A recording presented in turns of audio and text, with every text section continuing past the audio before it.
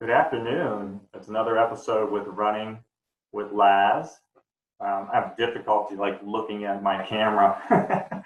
this camera is I don't know are you using your camera on your is it like a MacBook? Yeah, I have my camera up. I should probably get something a little bit more upgraded. But again, Running with Laz. This is another episode, and today I have with me Chelsea Hall. Um, and I have not personally met Chelsea before, but my doctor, Dr. Leo, who I interviewed previously, suggested that I reach out to you to because I think you guys actually work together now. Yes, we And do. a couple of other people that I interviewed also mentioned that I should probably reach out to you. So I appreciate you taking the time to chat with me.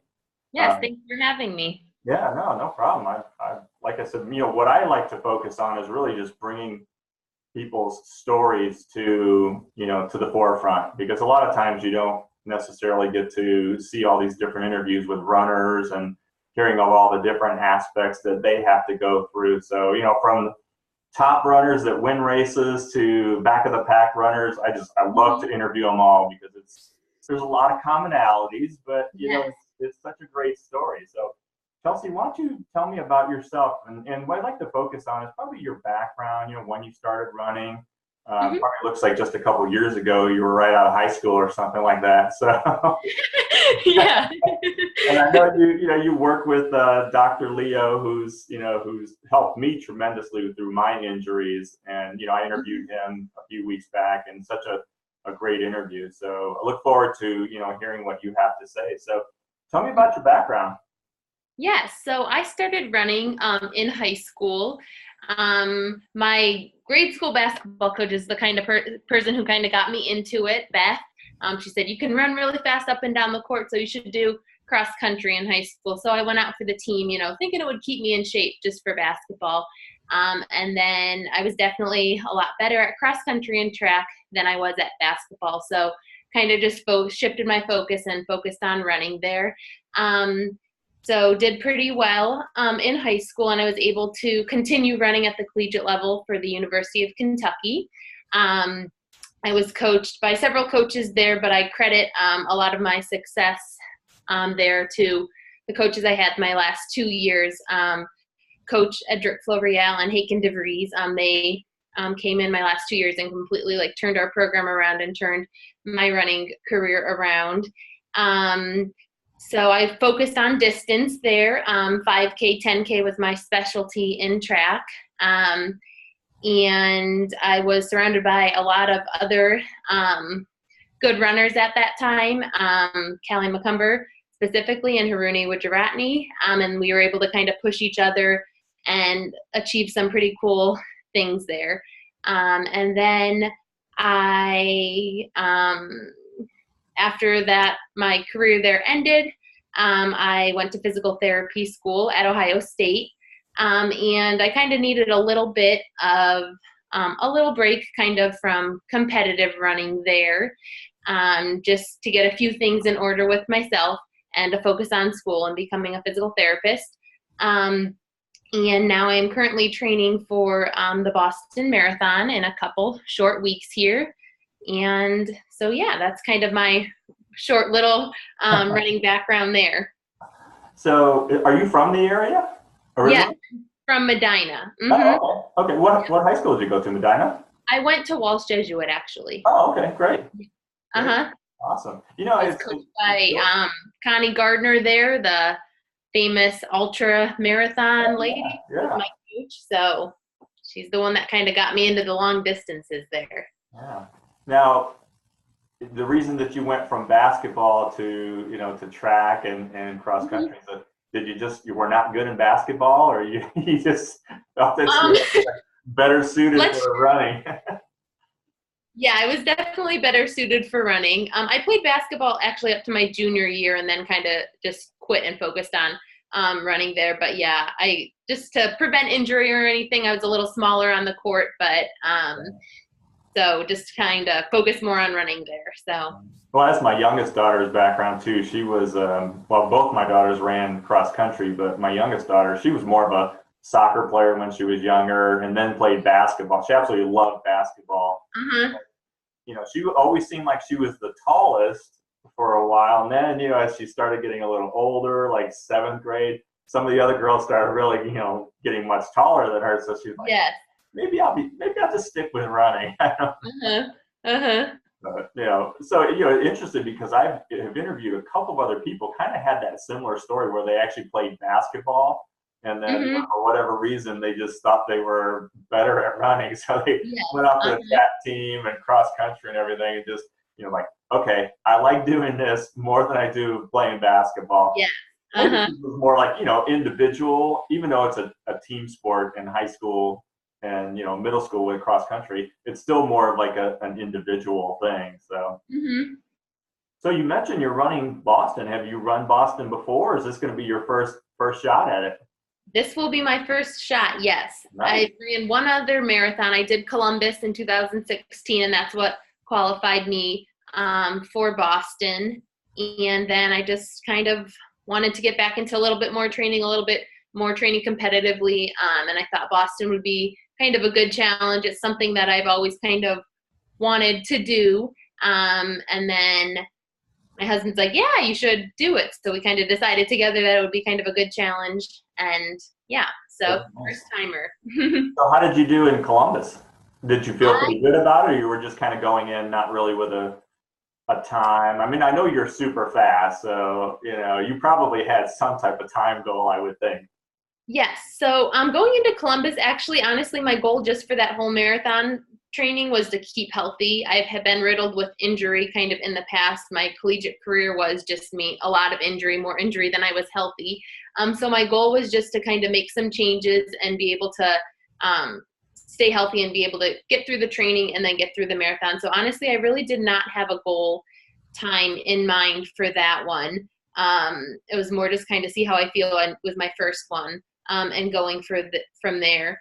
For Boston, I do have a little bit of a goal time. I ran 3:05 at Columbus, so my goal then would be to get under 3 hours there, and then if I'm able to do that, kind of take it from there. Right. Yeah. That's a great time. Where does that, like a 3:05 in Boston for females? That's, or Columbus, but trying to break 3 hours. That's got to put you in what, top 25 female runners probably for that race. Hopefully, you make that time. Yeah. Yeah, for Columbus it was probably like top 25. I can't remember exactly, but for Boston I'm not sure where that would place me, but hopefully I'll be under that time. So right. Yes. Well, Columbus, you were probably like first or second in your age group, right? Yeah, somewhere around there. Yeah. I can't remember, does Columbus have prize money? They probably have prize money there for like top overall male and female, I would think. I think yes, they did. Okay. Yes. I wasn't one of them, but I believe they do. Yeah. So like, are you all registered for Boston and everything? You already have like do they set it up like corrals, I would think, or you kind of will start at the same time as probably the elite male start?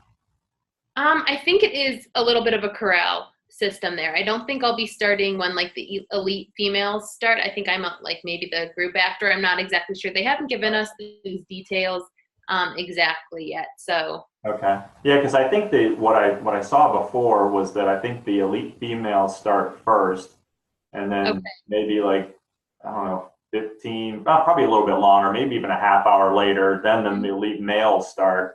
And like the general public starts after that. So your qualifying time probably will get you to start like right around the elite males start, I would think.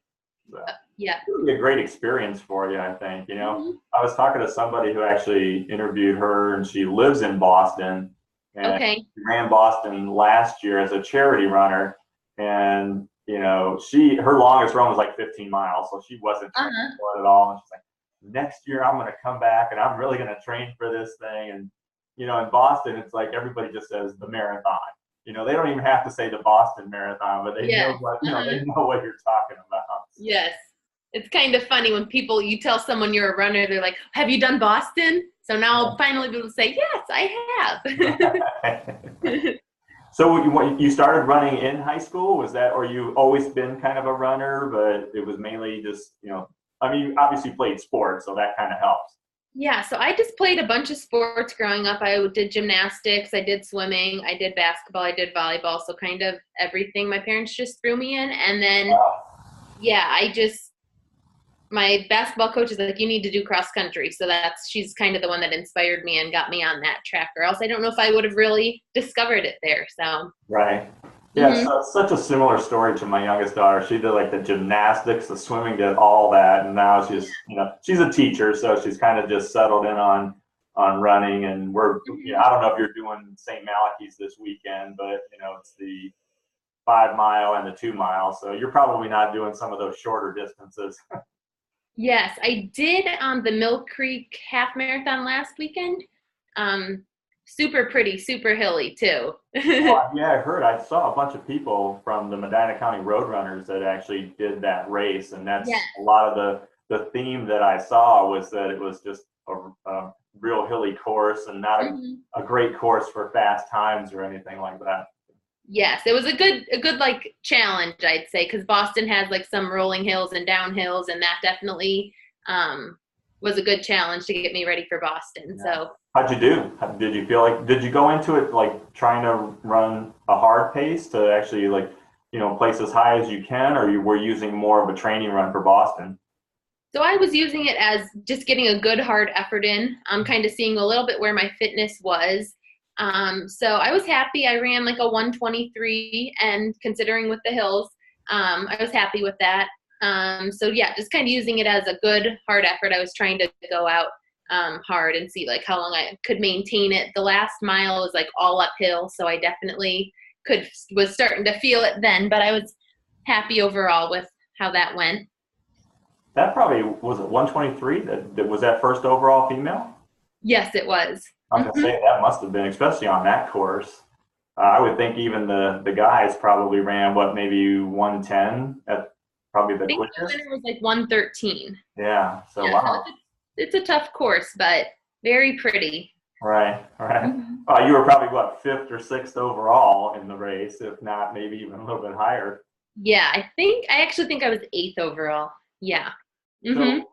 So with your first marathon, which was Columbus, anything that you took away from that? I know going into it, you probably didn't have a lot of expectations or kind of not even knowing, how it's all going to work out for you. But how did you feel overall at the end of that race? Did you feel pretty good, or were you like, oh man, I don't want to do a marathon again? But I'd say so. The last 2 miles of the race is kind of when it started to hit me, and it was the longest 2 miles ever. The last two there. Um, and then, when I finished, I was obviously, pretty fatigued after, and I thought to myself, I'm never doing one of these again. right. But then, I guess just I wanted to take training a little bit more seriously this time and kind of see what I could do for Boston. So Okay. Now, obviously you have to kind of wait until after Boston is complete, but in your mind, do you think that you'll probably continue to do marathons, or you're just going to be like, well, let me see what actually happens at Boston? yeah, so I guess a goal in the back of my mind that's kind of there is trying to qualify for the Olympic trials and the marathon there. But we'll kind of just see how Boston goes and how I'm feeling after that, and just seeing if I can stay healthy and everything like Sure. that. So just taking it race by race there. Now, what would be like a qualifying time for the Olympic marathon? Is it just a flat or set time, like maybe I don't know 250 or something like that, or does it depend on how many people actually go under a certain time? So for the trials, it would be 245, which would be the goal to kind of hit 245 and under. Oh, that's So. nice. Mhm. Yeah, you'll have to like send me your bib information so we can all kind of follow you on, because I think they have that running tracker where you can follow Yes. people Uh-huh. along. So that would be kind of cool to actually see where you are with that. Yes, for sure. Just don't start out too fast. I know that's what everyone's telling me. The problem with Boston is I think like the first mile is a pretty, I shouldn't say very steep downhill, but it's a downhill. So Yes. a lot of times people have a tendency to run that first mile like really quick. Like, Yeah. I just dropped a 5:20 mile or something like that. Mhm. Because I remember watching it the one year. It may have been the 100th running of the Boston Marathon. It was 1996, so probably before you were born. Mhm. But 1996. I was joking there, so you can laugh if you want. But actually, the wheelchair division started first, and they had Okay. a controlled start. So, they had a car there, and they had like this gate behind the car, and they were driving relatively slow, making sure that all the wheelchairs, because if they went too fast, there had been history of wheelchairs like flipping over because they went too fast. So I know they don't do that with the runners because, just as fast as you're going to run, Yeah, that's funny. Well, hopefully you'll have, a great weather, good weather and everything like that because, what is it, like April 12th or something like that? Yeah, the 16th. Yeah, 16th? so Yeah. never know what you're gonna get really Right, there. exactly. But, Yeah. it's a Monday, Patriots Day there in New England area. And, Hmm.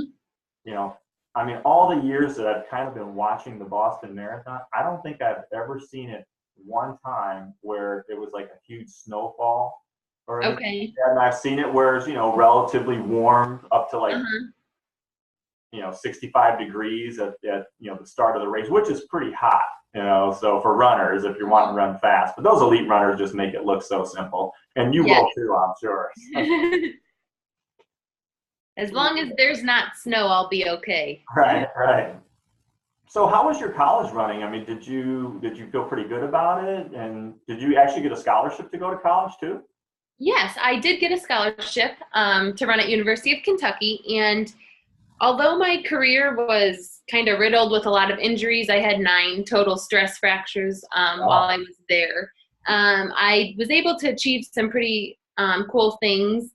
I was the SEC 5K and 10K champion my red shirt junior year there. So that was a big accomplishment for me. And then I was able to qualify for cross country nationals again my red shirt junior year, and then for outdoor track and indoor track. So I had a lot of setbacks there, but I definitely learned a lot from those, and that's kind of what led me to the field of physical therapy. So, I was going to say that must be what led you there with all the yeah. injuries. Uh-huh. Yeah, I don't. University of Kentucky is a pretty big university, so I'm sure they had some very good trainers and everything. Mm-hmm. So that was one of the things Dr. Leo and I were talking about because he went to Malone, and Uh-huh. we had talked about different schools and things depending on they may not have as good of trainers as other schools do, so there could be tendency for more injuries and stuff like Yeah. that. So. Yeah, Uh-huh. I kind of just skipped over your high school career. Did you? I'm assuming you got a scholarship for University of Kentucky, so I'm assuming you did great in high school. Yes, I had some success in high school. I was never a state champion or anything. I was always behind, like, I had Emily Infeld and Bridget Franick right in front of me, and I could never seem to catch them. Right. But yes, I was qualified for Foot Locker twice, I think, Foot Locker Nationals twice, and then I won Nike Indoor Nationals 5K in high school. So That's awesome. So mhm. what's like your PR? I know it's road racing is different than cross country. So what's Mhm. your typical 5K race that you would do with time? Are you down into like the 15s? In college, for the track, on the track, I ran a 15:49. Oh, that's Uh, and then my 10K time was 33:36, both on the track, though. So that's fantastic. My thank gosh, you. I mean, where do you think it would be like on track relative to the road, like a road 5K? I know so many variables with weather and everything like that, but is it like 30 seconds slower on the road versus on track? Yeah, I'd say probably about 30 seconds there. Right now, I'm definitely nowhere's near that kind of speedy fitness level right now. So I don't think I'd be close to that at all, but slowly trying to get back somewhere in that range. So, Right. yeah. So are you gonna like Hmm. jump into any like local 5Ks in the area at all? Or are you just gonna like stick to the real longer distances? Because with that time, I still think you could probably win a bunch of 5Ks. Yeah, I jump into a 5K here and there. I'll be doing the Medina half again in May. So I love that race, my hometown. Nice. So, but other than that, yeah, I'm just kind of seeing how Boston goes and then take it from there. So did you race the Medina half last year? I did, yes. You won it last year, correct? I did. Uh-huh. Oh, top overall. Were you top overall winner or top overall female? Female. Yeah, I'm not sure what I was overall. Nice. Well, what was your time? Do you remember? It was 121 something. Okay. So, I don't think I was at that race last year. I was there the year before. uh-huh. I actually paced the 5K with my bike, so everybody got. Oh, cool. So yeah, I got to see all the lead runners coming through, and which was great. But that was 2 years ago, because I think the guys' time, oh my gosh, was right around 110, 111. Mm-hmm. That was 2 years ago, pretty quick time. So I don't know what it was last year, but is that because I've never ran the Medina half? Mm-hmm. Is it a pretty hilly course, or is it a challenging course, or is it fairly flat for you? I'd say it's kind of in the middle. There's a couple hills, but overall not too challenging. I'd say somewhere, yeah, right in the middle. It's got a couple, yeah, like hills and stuff. But it's put on very well. And last year was perfect weather for it. So Yeah. Oh, Beth, who is the race director, she does a phenomenal job putting that thing together. I don't think people really realize how difficult it she is got me to into running. direct the race. It's got to be, directing a race, and even the Medina County Road Runners, everything that they do in that area. Because, putting on a 5K, much different than a half marathon, because, Mm-hmm. out there in Medina, there really isn't a good way to just go like an out and back or just like a big loop. You've got to go through like residential areas and all those. So, Yeah. I mean, there's got to be a lot of police involvement, sheriff Mm-hmm. department. It's fantastic. It is a fantastic race that they do there. So, Yes. I Mm-hmm. hope that, I hope you get to, defend your title there. Thank you. Maybe what they should do is give you some like, participant money or something like that. Be like, hey, $5,000 for first overall male and female. That would be like, oh, that would put a lot more runners in there, but you would still have a good time winning it. So have you had like, any favorite? Bring a lot of competition. No, absolutely. I mean, money talks. Money talks. That might even, that kind of money might bring some fast Kenyans in or something. You never know. No, that's not enough. That's true. We're going to go for the $100,000. That's what they do. Do you have any, favorite races that you've done that you can think of over the past few years? Like, like you said, you like to do Medina just because it's your hometown, and obviously winning the race for you, that's just fantastic. But any races that kind of jump out at you that you've done that you really would love to go back to? I loved the Columbus Marathon.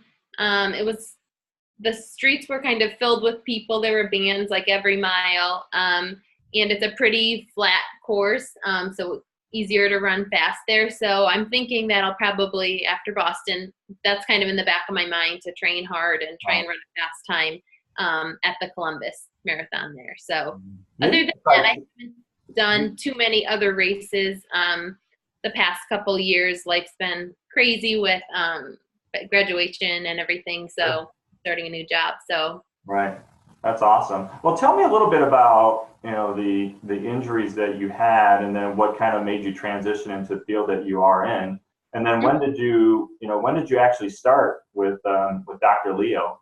I've been going to see him probably like almost 3 years now. So, and then he's just that place has just grown and expanded. You guys are in the new facility, and yes, I think you're relatively newer there, correct?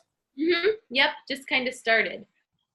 Well, it's great that he focuses on like just about everybody that works there. I think has some type of athletic background, right? Yes. Which is good. That's awesome. Yeah. So the injuries I had were all stress fractures, and they were kind of all over my body, in my femurs, my sacrum, my tibia, my fibula, and then several of my metatarsals. And my career was kind of actually ended with an injury. I actually, instead of a stress fracture, I fractured a metatarsal, and it was my last season and kind of couldn't recover quick enough there. So didn't get to race my last outdoor track season there. And, you know, I think those injuries were caused by a variety of things. I can't pinpoint just one thing. You know, I was higher mileage, did a lot of, I was more of a distance runner there. And then running my recovery runs and everything probably at too quick of a pace there. And then not really focusing on like the little things that I learned in physical therapy school that are so important for runners. And then also maybe a little bit of nutritional issues there. I think also played a little bit of part in why I was injured a little bit there. So I think after my career ended there, I knew I needed to kind of make some changes there based on just I needed to kind of get my body a little bit healthier, maybe give it a little bit of a rest from running and kind of get some things in order, getting on a little bit of a more better diet there. And then also adding in some like lifting and strengthening and flexibility and mobility into my daily program there. So that's cool. So were you also injured in high school, or did it really start more when you went to the collegiate level? it was more the collegiate level. Yes, I was not really ever injured in high school. Was it a jump up in miles, do you think? It was just, too much running? I mean, I don't know how many miles you typically ran back then. I would think it's got to be, 100 miles a week probably, maybe even more? No, I did like 70 to 80, I'd say, was on my average weeks there. I think it was a combo of, the high mileage and then just not letting my body recover and running every kind of run as fast as I could. Right. Kind of thought at that point, the faster, the better, the more I could get in, the better. And that was kind of not a really good mindset to have, because you definitely need to let your body recover there, and you get stronger when you rest and let your body recover there. And that's kind of that collegiate level. I didn't want to accept that. I just wanted to run hard every day and as fast as I could and as long as I could. So, well, I think that's typically what seems to happen is people don't, at that level, because you're there on a scholarship, you are supposed to be running. And yes. I think a lot of times people will try to run through injuries. I mean, we do that stuff now. So, yes. And the good thing about you guys and, my experience with Dr. Leo is I think the focus is always to, run if you can. If we can still get you to run, then, let's get you to run. So that's what I always loved about Dr. Leo. So, yes. So that, and again, that's probably your philosophy too, because you're a runner. So, when people come to you, they want to continue to run. Yes. They don't want to hear that, okay, no running for 4 to 6 weeks. Nobody wants to hear that. So. Exactly. Yes. I try never to kind of take running away from someone unless I know that they're not going to get better unless they take a little bit of time off there. But yes, as a physical therapist, I hate saying okay, no running for 4 to 6 weeks. So, right. So what type of, what type of shoes do you typically run in? Because that's kind of one of the things I like to focus on too, is talking, telling people about different types of shoes. And there's just such a varying, ideas out there about the types of shoes that people actually run in. Any recommendations on, types of shoes? So I run in the Brooks Adrenaline and Brooks Pure Flow. Those two seem to work well for me. The Adrenaline for more longer, easy day recovery runs, and then the Pure Flow if I'm trying to run a little bit faster or tempo days or anything on the track there. It's a little but of a lighter shoe. But honestly, I'd say go to a reputable shoe store, and they can do a pretty good job figuring out kind of what would be good for you. And sometimes it just also goes down to what feels best for you. And they'll let you kind of run in those shoes there, and what kind of feels best for you might be what is best for you. I don't really have a specific recommendation because I think it varies person to person. Now, do you guys do running assessments there? So if somebody wants to come there and say, what does my gait look like? And, do I overpronate, underpronate, supinate, whatever it's called? Do you guys do that for individuals as well? Yes, we do. So it's called a gait analysis, and we'll obviously look at their running gait, but we also look at different range of motions in their hip, their ankle, look at strength, look at some functional things like squatting, double leg squat, single leg squat, and see like any issues there. And then if there's things that we can give them to strengthen, the areas that need to be strengthened, we'll give them those. And then any changes in mechanics that we feel might be necessary to help either prevent injury or to help them whatever injury they're suffering from. Gotcha. So we do that. Yes. Do you have like your own track coach? I mean, own running coach, or you kind of been through it everything, so you really coach yourself, or how do you? I mean, is that what you normally do? Yes. So I actually have not really been following like any specific training plan. It's kind of just been the Chelsea training plan.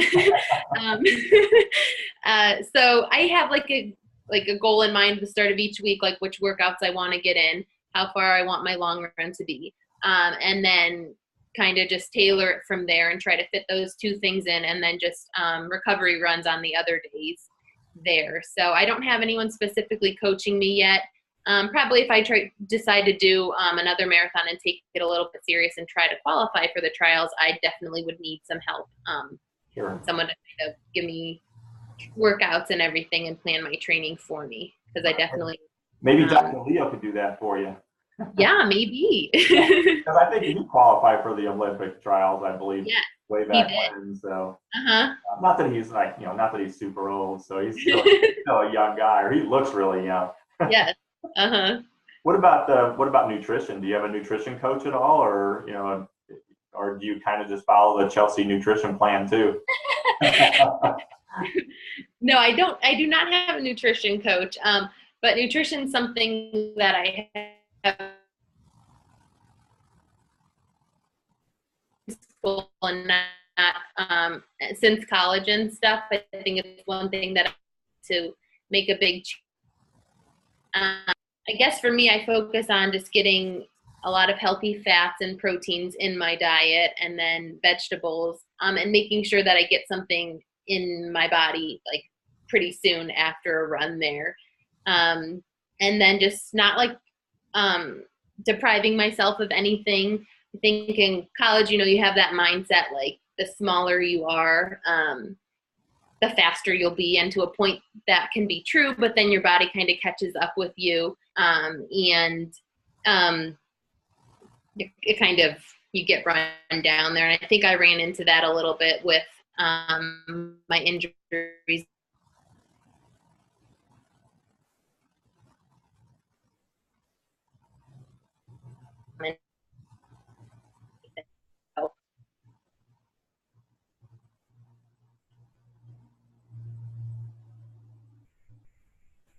I think we lost connection there. There I go. I can see you now. Yeah, I think so. Was that your Okay. internet connection again? Yeah. Well, that's good. And I mean, I don't know if it's a nutrition coach. It's probably like a dietitian or something like that. But, I'm sure you stay away from like the fatty foods and things, like really try to eat healthy.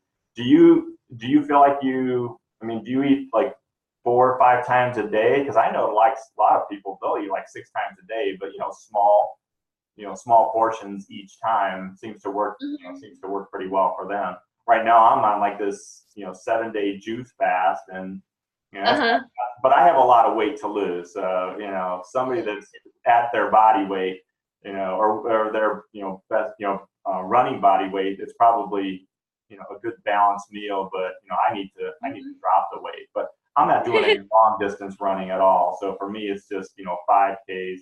I'll probably do that Hermes 10 miler in, next month in April. So, but I don't focus on, anything long. So for me, yeah, nutrition's probably important, but I shouldn't even say this. It's very important. I was going to say it's not as important, but it's very important. So we've got about maybe 3 minutes left or so. What advice do you normally give to like your patients that come in and, you see some running injuries? I'm sure you deal with, all different ages, from young kids or maybe, high school kids or whatever, up to, people like me in their 50s and probably even older than that. What advice do you normally give to them in trying to like get them through their injuries and so forth?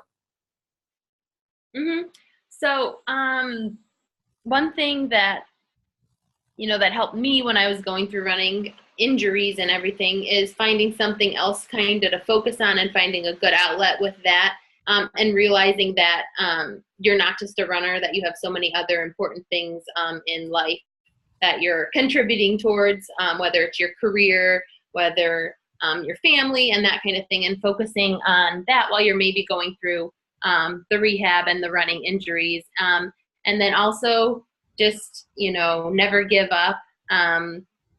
Always just keep trying to figure out ways to keep yourself healthy, and just doing the little things as well. And then just kind of reading more about running and kind of keeping yourself motivated to kind of get back to it as well there.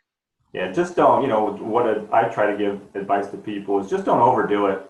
When when you first start running, I see so many people make that mistake of, going from the couch to getting out and running 10 miles like super quick. And, that always seems to lead to injuries. So. Yes, definitely. Yeah. Take it slow on your recovery back there. And if you feel like you need a day off, never be ashamed to take a day off. We all need to rest and recover. Absolutely. Absolutely.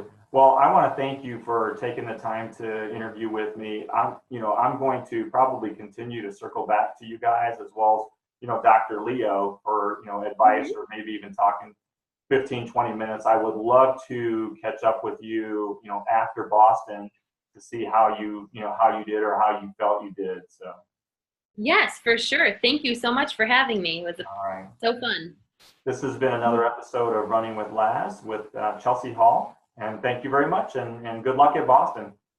Thank you so much. All right, take care. Bye. Bye.